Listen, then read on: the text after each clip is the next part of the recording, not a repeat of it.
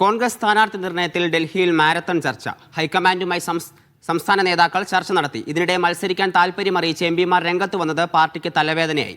നാളത്തെ കേന്ദ്ര തെരഞ്ഞെടുപ്പ് സമിതി യോഗത്തിൽ പട്ടിക അന്തിമമാക്കും. മത്സരിക്കുന്ന സിറ്റിംഗ് MLA-മാരും തർക്കങ്ങളില്ലാത്ത സീറ്റുകളിലെ സ്ഥാനാർത്ഥികളുമടക്കം 60 പേരുടെ പട്ടികയ്ക്ക് ആദ്യഘട്ടത്തിൽ അംഗീകാരം നൽകാനാണ് നീക്കം. 20 സിറ്റിംഗ് സീറ്റുകളിലടക്കം 40 സീറ്റുകളിൽ സ്ഥാനാർത്ഥികളെ സംബന്ധിച്ച് അന്തിമ തീരുമാനത്തിൽ എത്തിയിട്ടുണ്ട്. സംവരണ മണ്ഡലങ്ങൾ, ഒറ്റപ്പേര് മാത്രമുള്ള മണ്ഡലങ്ങൾ എന്നിവ ഉൾപ്പെടുന്നതാണ് 40 സീറ്റ്. ബാക്കിയുള്ള 20 സീറ്റ് സംബന്ധിച്ച് ചർച്ചകൾ അന്തിമഘട്ടത്തിലാണ്. അതിനിടെ ചില സിറ്റിംഗ് MPമാർ മത്സരിക്കാൻ താൽപര്യമറിയിച്ച് രംഗത്തെത്തുന്നത് തലവേദനയാകുന്നുണ്ട്.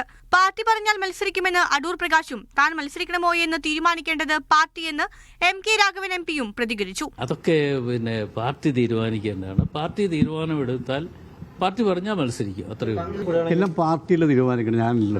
തനിക്ക് സീറ്റുണ്ടോ എന്ന് പറയേണ്ടത് പാർട്ടിയെന്ന് ഷെമ മുഹമ്മദ് പറഞ്ഞു. ഞാൻ പറയുന്ന നേതൃത്വത്തിന് അറിയുമെന്ന്, കഴിവുള്ള ആൾക്കാർ ആരാണ് അവരെ നോക്കിയിട്ട് മത്സരിപ്പിക്കും. സ്ഥാനാർത്ഥിത്വം ആരും സ്വയം പ്രഖ്യാപിക്കേണ്ട എന്ന് സണ്ണി ജോസഫ് അറിയിച്ചു.